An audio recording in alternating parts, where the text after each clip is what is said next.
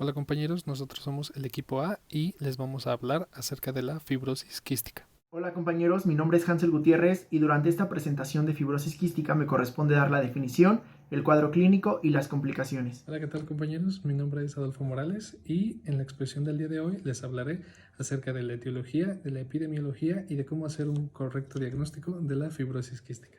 Bueno, mi nombre es Ricardo y yo les voy a hablar sobre la fisiopatología y el tratamiento de la fibrosis quística.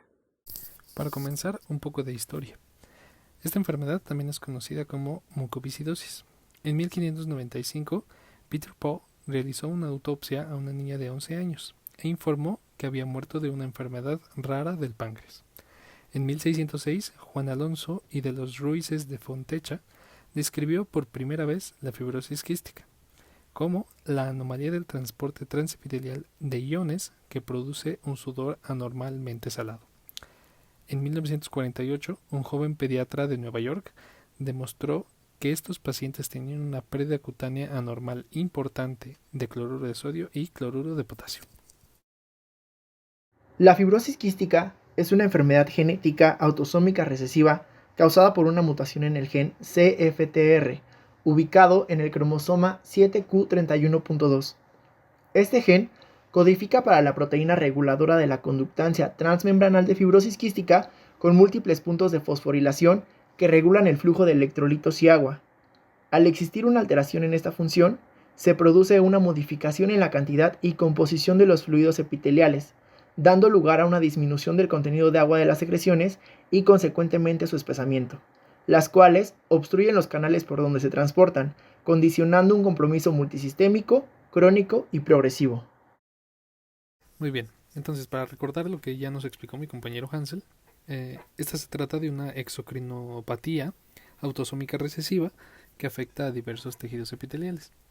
En cuanto a la epidemiología, eh, se ha visto que es más común en poblaciones caucásicas o blancas europeas y su descendencia, y es prácticamente nulo en población de raza negra.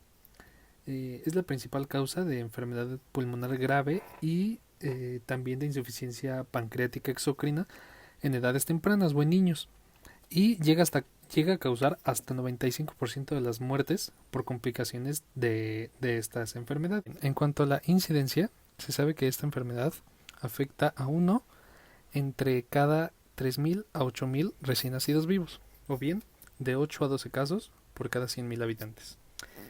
Hace 20 años, aproximadamente 70% de los pacientes afectados por esta mutación moría antes del año.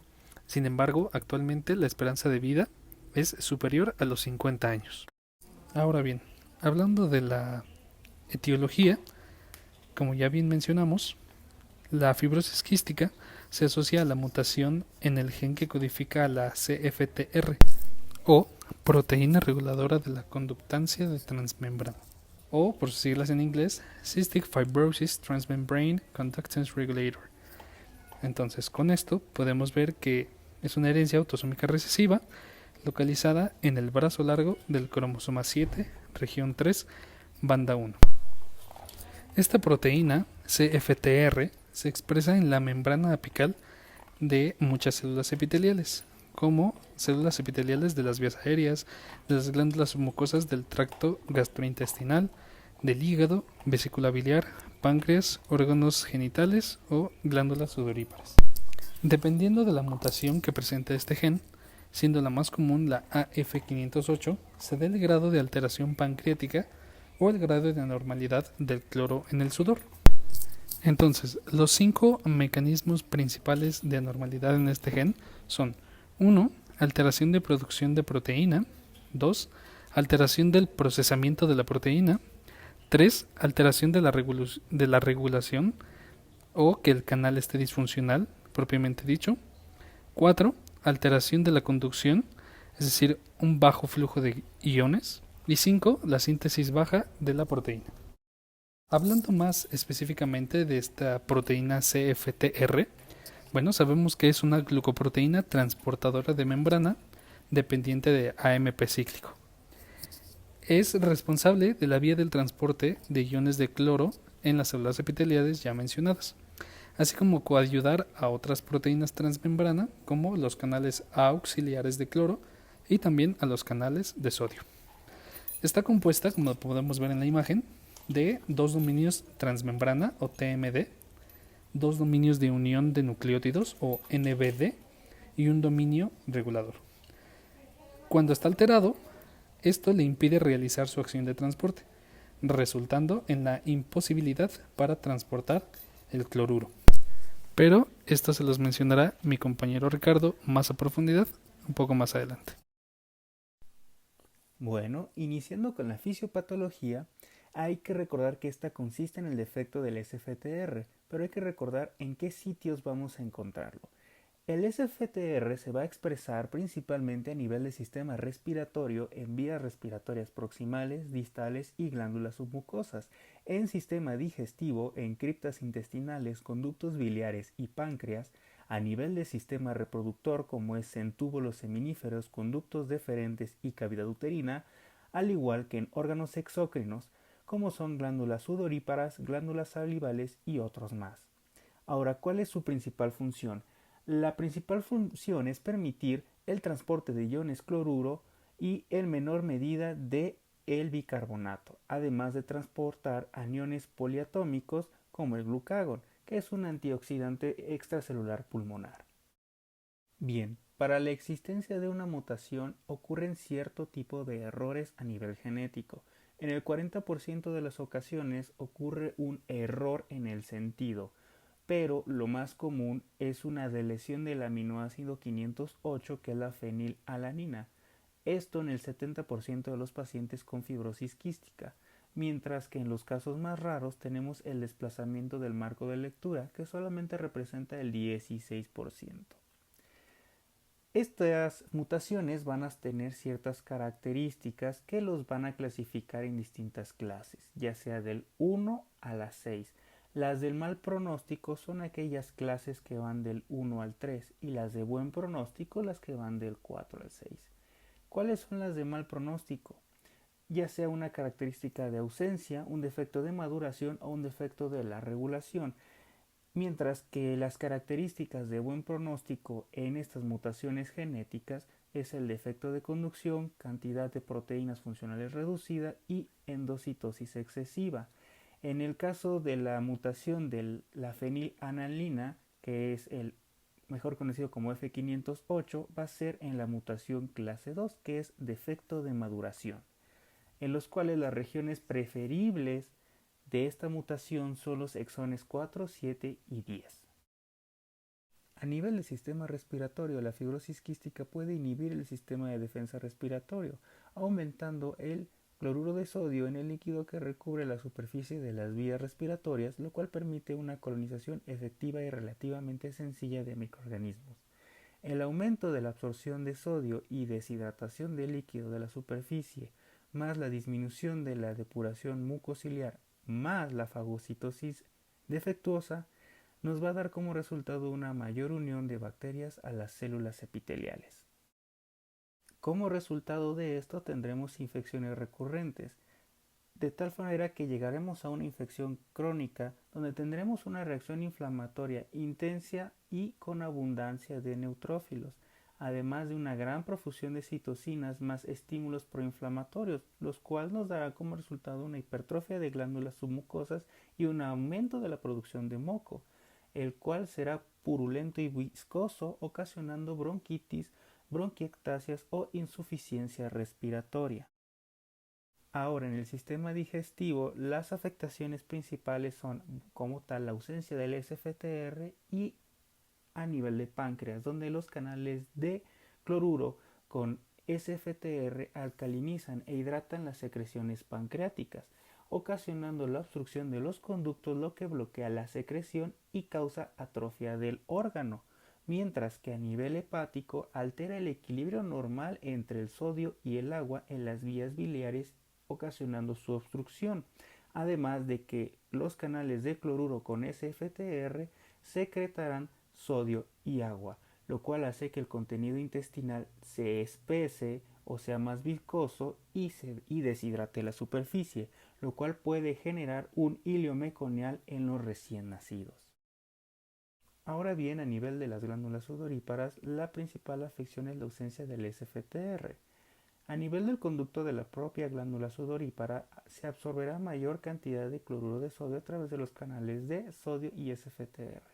Aquí se impide la absorción de cloruro, el cual por electronegatividad atraerá consigo mayor cantidad de sodio. Ahora, a nivel de genitales, habrá una obstrucción de los pequeños conductos, lo cual generará atrofia, fibrosis o ausencia de conducto deferente, así como cola y cuerpo de epidídimo. Dentro del cuadro clínico encontramos manifestaciones específicas que nos pueden orientar hacia un mejor diagnóstico de la fibrosis quística. A estas las vamos a denominar de alta sospecha o presunción. En ellas destacan las manifestaciones gastrointestinales, como son el hilio meconial y la insuficiencia pancreática exócrina, manifestaciones sinopulmonares, en donde van a estar las infecciones respiratorias recurrentes asociadas a cepas mucoides de Pseudomonas aeruginosa, bronquiectasias de predominio en lóbulos superiores y poliposis nasal. Y entre otras alteraciones que podemos encontrar son alcalosis hipoclorémica en ausencia de vómitos y ausencia congénita de los conductos deferentes. Otro tipo de manifestaciones, pero menos específicas, se denominan de baja sospecha o presunción. Entre ellas se encuentran las manifestaciones respiratorias, de las cuales destacan tos seca que después se vuelve productiva, expectoración mucopurulenta, bronquiectasias, disnea crónica, aspergilosis alérgica, hemoptisis, atelectasias y neumotórax. En manifestaciones pancreáticas tenemos insuficiencia pancreática, diarrea crónica, esteatorrea, diabetes mellitus y pancreatitis. Dentro de las manifestaciones digestivas que podemos encontrar, destacan el estreñimiento con dolor abdominal, prolapso rectal secundario a esteatorrea, reflujo gastroesofágico y hepatopatía. Y otras manifestaciones que podemos encontrar son deshidratación con hiponatremia e hipocloremia y azoospermia por mal desarrollo de los conductos de Wolff. Es importante recordar que las manifestaciones clínicas van a depender directamente de la edad del paciente. Siendo así, tenemos entonces que en recién nacidos las principales manifestaciones son hilio meconial, síndrome colestásico neonatal, síndrome de edema, anemia y desnutrición, esteatorrea y síndrome de mala absorción, incremento ponderal inadecuado y vómitos recurrentes, mientras que en los lactantes vamos a encontrar tos y sibilancias recurrentes o crónicas que no mejoran con tratamiento, neumonía recurrente o crónica, diarrea persistente, retardo en el crecimiento, prolapso rectal, hiponatremia e hipocloremia crónica. En la etapa preescolar, las principales manifestaciones que vamos a encontrar son tos crónica con o sin expectoración purulenta sin respuesta a un tratamiento, sibilancias crónicas o recurrentes inexplicables, incremento deficiente de peso y talla, dolor abdominal recurrente, prolapso rectal, invaginación intestinal, diarrea persistente, hiponatremia e hipocloremia crónica, hepatomegalia o enfermedad hepática inexplicada y pólipos nasales. Mientras que en los escolares, las manifestaciones principales son síntomas respiratorios crónicos inexplicados, sinusitis crónica y pólipos nasales, bronquiectasias, diarrea persistente, síndrome de obstrucción intestinal distal, pancreatitis, prolapso rectal y hepatomegalia o enfermedad hepática inexplicada. Y por último, las manifestaciones que vamos a encontrar en adolescentes y en adultos son enfermedad pulmonar supurativa crónica e inexplicada, hipocratismo digital, dolor abdominal recurrente, pancreatitis, síndrome de obstrucción intestinal distal, cirrosis e hipertensión portal, retardo en el crecimiento, esterilidad masculina con azoospermia y disminución de la fertilidad en las mujeres. En la fibrosis quística existen un sinfín de complicaciones que puede presentar el paciente a raíz de un mal diagnóstico, de un mal tratamiento o bien de una mala evolución que haya presentado el paciente en el proceso de su enfermedad. Dentro de las complicaciones principales están las que afectan al sistema respiratorio y las que afectan al tracto gastrointestinal. Entre las respiratorias encontramos principalmente a las infecciones respiratorias crónicas, enfermedad pulmonar crónica, insuficiencia respiratoria crónica, cor pulmonale y neumotórax, y las que afectan al digestivo van a ser insuficiencia pancreática y cirrosis biliar. Para poder hacer el diagnóstico de estos pacientes, debemos poner especial atención a los datos clínicos que ya nos explicó mi compañero Hansel. En cuanto a estos datos clínicos, debemos tener la presencia de uno o más ya sean los criterios menores, que se refieren al hilio meconial en el neonato o la insuficiencia pancreática, y los criterios mayores, como manifestaciones pulmonares o antecedentes heredofamiliares de fibrosis quística. También podemos diagnosticar este padecimiento con uno o más pruebas de evidencia de la disfunción de la proteína CFTR. ¿Cuáles pueden ser estas pruebas? Bueno, una es la prueba de sudor, en donde en una muestra de sudor encontramos una cantidad elevada de sodio y presencia de cloro con un valor igual o mayor a 60 miliequivalentes por litro. La otra sería la prueba genética, que se realiza a partir de un frotis de mucosa oral y está diseñado para detectar 70 mutaciones más frecuentes. Una parecida que podríamos utilizar también sería el tamiz neonatal ampliado, y aquí se puede detectar esta enfermedad en el recién nacido. Bien, ahora iniciaremos con lo que es el tratamiento de la fibrosis quística. Hay que recordar que el manejo de estos pacientes debe de realizarse siempre por un equipo multidisciplinario, pero nosotros tenemos que conocer su manejo general, iniciando en este caso por lo que es la antibiótico-terapia. En los pacientes con fibrosis quística está indicado un esquema intensivo de antibióticos parenterales durante 2 a 3 semanas. Para esto hay que tener en cuenta que hay varios agentes que pueden estarnos ocasionando infecciones de vías respiratorias, pero los más comunes en esta patología suelen ser la Pseudomonas aeruginosa, Staphylococcus aureus y Haemophilus influenza, en lo cual está recomendado una combinación de aminoglucósidos y beta-lactámicos o quinolonas, además del uso de tobramicina inhalado a dosis altas, el cual va a disminuir la concentración de Pseudomonas aeruginosa y restituye la capacidad pulmonar. Bien, también está indicado la fisioterapia del tórax por medio de percusión torácica y drenaje postural para la eliminación de las secreciones purulentas, además de la combinación con broncodilatadores como lo son los agonistas beta-adrenérgicos y agentes anticolinérgicos que son útiles en las exacerbaciones de tos. Bien, otro punto importante en tener en cuenta en el manejo de la fibrosis quística es la utilización de desoxirribonucleasa, la cual se maneja de forma recombinante e inhalada, cuyo propósito es el aumento de la depuración de esputo en la tos y además aminora las exacerbaciones. Otro punto importante también es la utilización de agentes antiinflamatorios, como pueden ser los AINES, entre ellos el ibuprofeno a dosis altas para retardar la tasa de declinación de la función pulmonar.